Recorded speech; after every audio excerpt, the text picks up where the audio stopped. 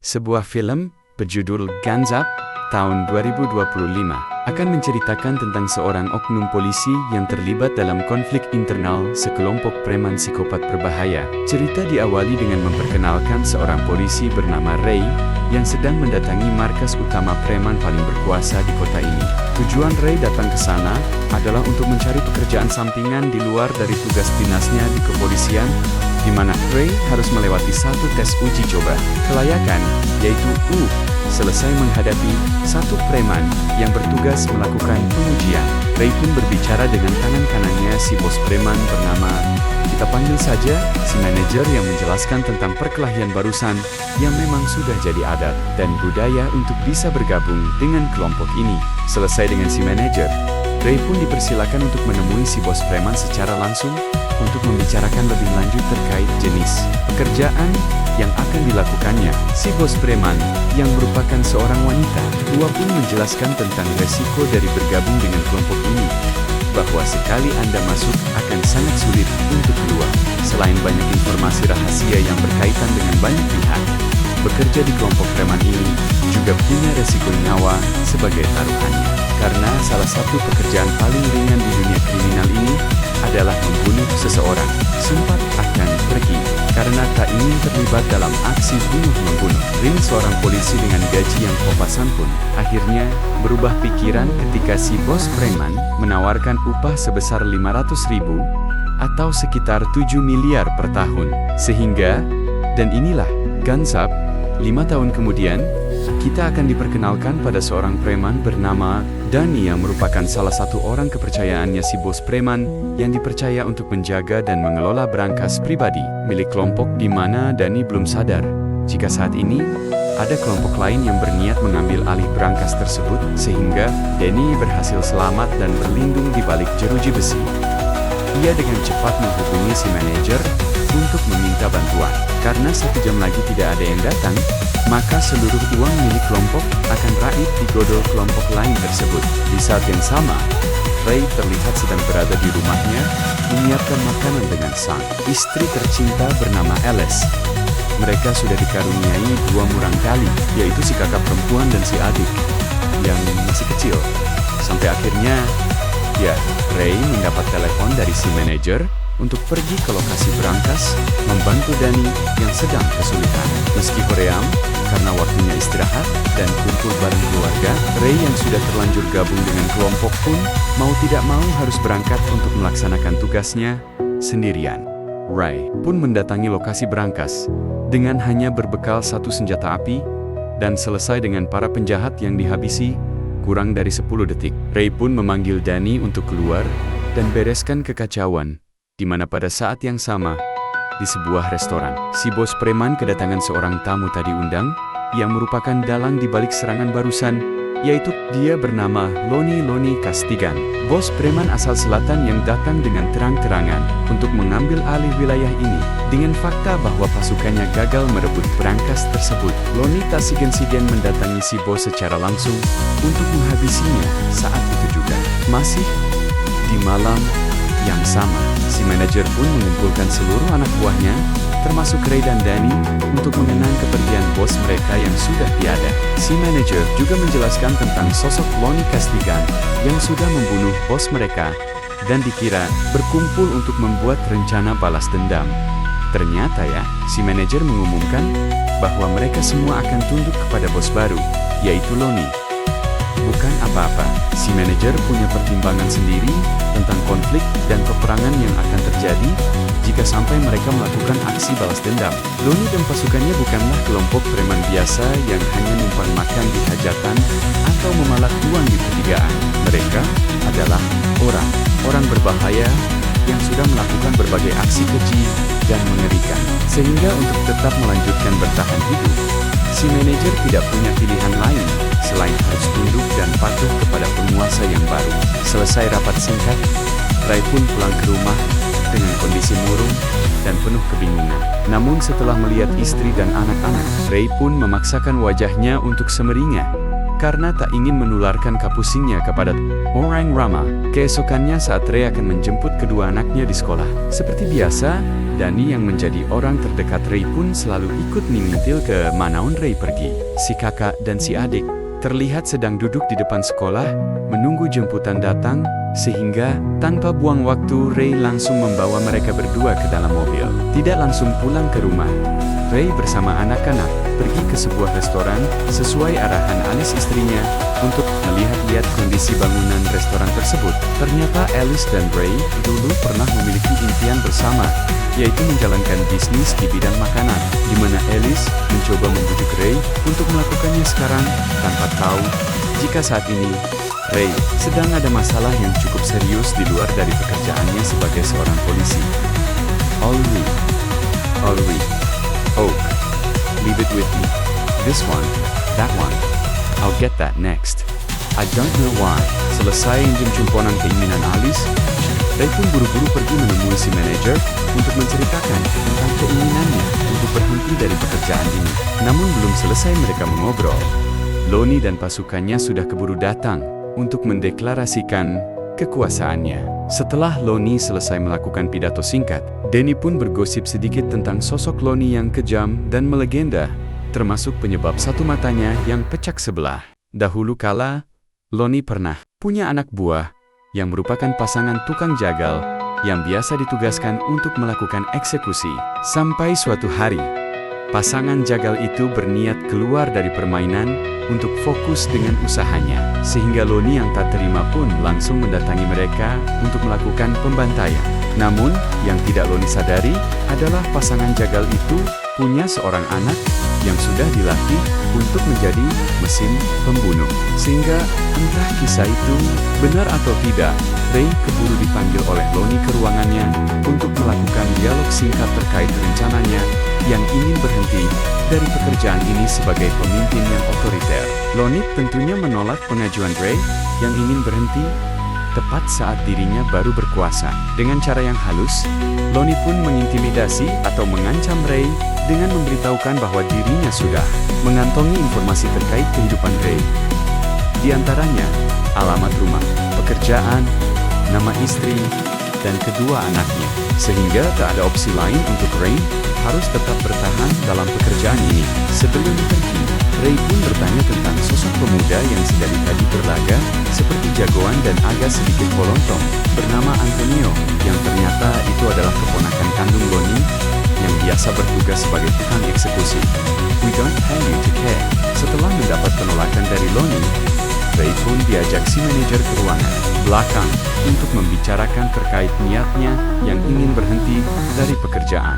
Si manajer menjelaskan bahwa dirinya dayam-dayam sudah berbicara empat mata dengan Lonnie dan diberitahu tentang satu penawaran yang mungkin akan membuat Lonnie rupanya sudah lama jengkel dengan kelakuan keponakannya, yaitu Antonio, yang sering kiali membuat masalah, dan itu cukup membuat Lonnie pusing hingga menginginkan kematiannya. Alasan kenapa Lonnie tidak membunuhnya dengan tangan sendiri adalah apa kata orang lain, apa kata tetangga dan saudari-saudara yang lain jika sampai seorang paman tega membunuh keponakannya sendiri. Tentunya itu akan merusak citra atau image seorang Lonnie di mata semua orang. Sehingga itulah sebabnya Lonnie menawarkan pekerjaan ini kepada Ray.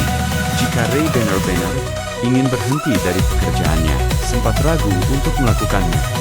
Ray semakin kepikiran dengan nasib keluarganya, termasuk Ali sang istri, yang ingin memulai usaha makanan dan menjalani hidup yang halal. Sehingga tak banyak pikir lagi, Ray pun langsung tancap gas membuntuti Antonio dari belakang. Berlokasi di sebuah nightclub, Ray pun langsung legak masuk ke dalam ketika Antonio sedang asik minum Homer sembari ditemani oleh LC kelas. Wahid di mana Ray tanpa oba-oba segera mencekik Antonio, dan kurang dari 1 menit, Ray berhasil menumbangkan sebagian besar anak buahnya Antonio, di mana Ray memanfaatkan pistol milik salah satu pengawal pamannya yang diacungkan tepat ke arah Antonio. Sehingga selesai dengan tugas terakhirnya, Ray pun langsung pulang ke rumah untuk kembali pada keluarganya sesaat. Ray merasa bahwa semuanya sudah selesai dan tinggal menjalani kehidupan barunya. Namun, ketika menangkap, Dani menelepon memberitahu bahwa pasukan Lonnie sedang dalam perjalanan menuju ke rumahnya.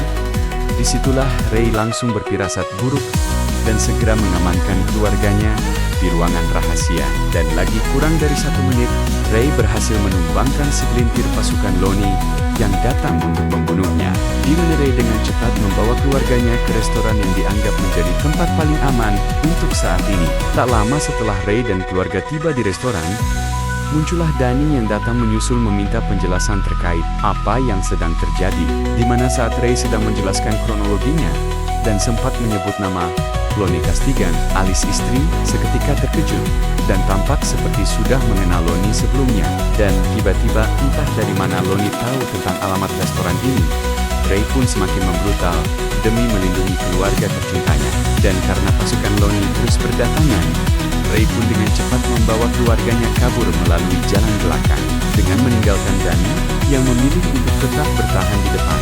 Tetapi hey, disinilah Ray dan keluarga sekarang berada di markas kelompok preman dengan si manajer yang sudah duduk di hadapannya. Si manajer berkata bahwa Lonnie adalah orang licik yang hanya mementingkan diri sendiri dan mencari kambing hitam atas apa yang sudah terjadi. Dia yang nyuruh Ray ngebunuh keponakannya.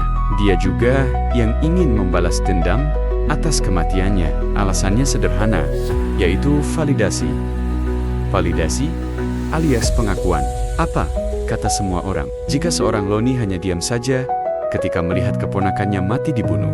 Lonnie hanya mementingkan kredibilitasnya agar tidak dipandang jelek oleh orang lain. Lonnie sendiri terlihat sedang memandangi jasad keponakannya untuk yang terakhir kali, sembari ditemani oleh kedua anak Ray, yaitu si adik dan si kakak. Selesai menceritakan tentang sosok asli Ray di hadapan kedua anaknya, Lonnie pun memasuki ruangan tempat Ray dan Alice berada untuk mengintimidasi mereka berdua sebelum nanti dibunuh. Di mana hal tak diduga terjadi saat Lonnie mulai mengenali wajah Alice yang tidak asing, yang ternyata Alice istrinya.